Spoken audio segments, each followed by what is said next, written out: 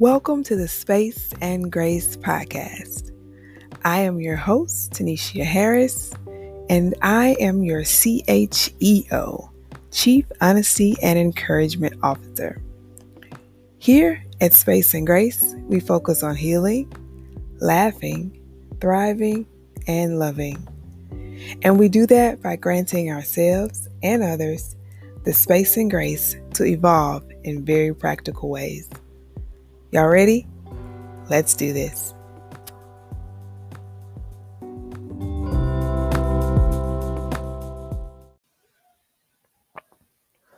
Welcome back to episode 4. Thank you all so much for rocking with me on this journey. How have you been? We are into the new year, so let's take some time to experience gratitude for getting us here. Okay, today we're going to talk about journal writing. Now, before you skip through, hear me out. Journaling releases both positive and negative thoughts, and that effectively activates our healing. I first started journal writing in 2015. I had just moved to Birmingham and really was going through all the emotions of being a single mom. I questioned everything about myself, every decision. I'd ask myself things like, why did you entertain that person? No one would ever want you as a single mom now. Are you just another statistic? So I was in desperate need of healing from the inside. I'm not sure if it was my therapist that suggested journaling, but it has truly been a saving grace. I now have documentation of my thoughts, my feelings, my triggers, and just my life in general from 2015. And I just popped open my 2021 journal. Okay, actually, by the time you hear this, I'll be well into my journal writing. So, what's the big deal? According to the University of Rochester Medical Center in New York, journaling can help you manage anxiety, reduce stress, cope with depression.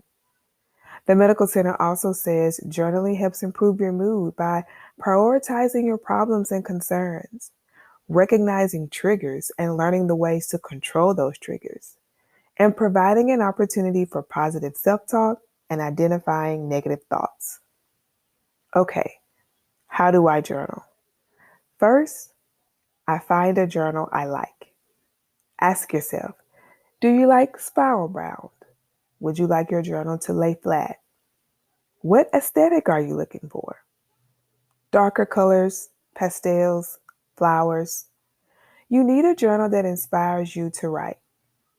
I fell in love with this journal from a company in Germany that comes in different colors and sizes, but I am in love with their A5 size, dot format, and I only buy dark colors. Lordstrom 1917. That's the name. Now, this may sound crazy, but find a nice pen. Something that doesn't bleed or smear, which may also depend on the weight of your paper in your journal. Sounds like I should probably do a stationary podcast. Okay, but listen, this is about your intention. For me, I needed to make sure I didn't stop writing for the small things. Things like getting ink all over my hand or smearing my paper. It's always the small things that can keep us from executing. My pen suggestion, Micron.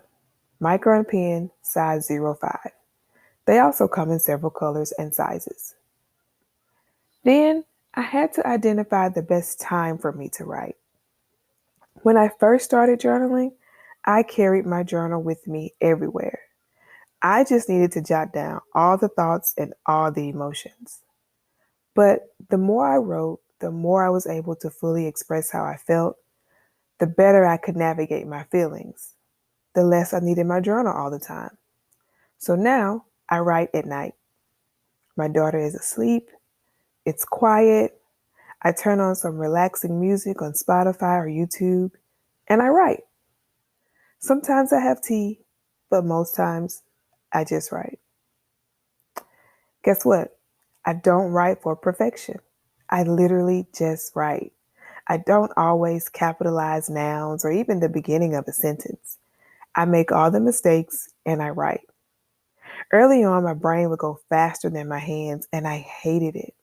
So I learned to slow it down and express myself. And that's actually a lesson I'm having to work on again. 2020 has been filled with so many emotions. I didn't write like I should. And so now that I'm writing again, I'm having to slow my brain down. At some point, you're going to start to heal and navigate all the thoughts. And when that happens, start to reread your older entries. It shows your progress. It's the equivalent of taking your pictures before you begin a workout regimen. Other people can sometimes see your progress, but until you see those pictures, until you read those older entries, you can't always see it. Allow journaling to take you to the places in your heart that are hurt and damaged. Allow journaling to soften those places.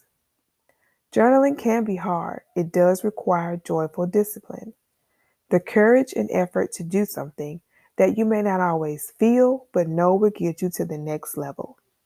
And let's be clear, I don't journal to get to a destination. I journal to continue to evolve myself and strengthen my heart. It's not about getting to a place and stopping. It's literally a part of my life. Okay, guys, that's all I have around journaling. If you have any questions, thoughts, or topic ideas, email me at spaceandgracepodcast@gmail.com. That's space and grace podcast@gmail.com. Are y'all ready? Let's do this.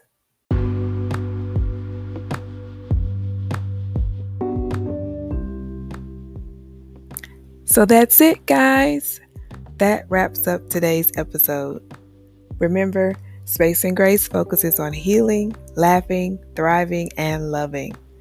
We want to show the beauty and strength in offering space and grace to every aspect of our lives. Y'all ready? Let's do this.